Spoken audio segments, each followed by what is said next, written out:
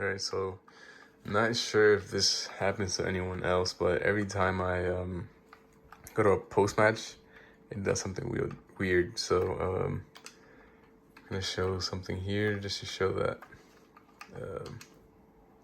my sound works properly.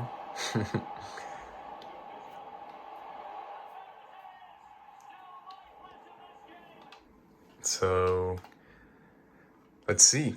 Usually when I go to a post match interview, something weird happens. So let's see if that happens. Oh.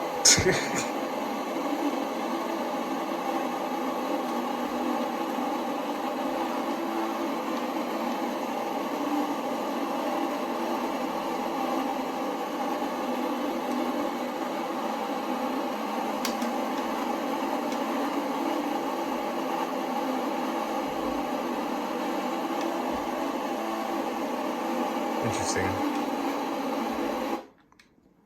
And that's it. So not sure if that's happening to anyone else, but EA, for the love of God, just fix your shitty game, please.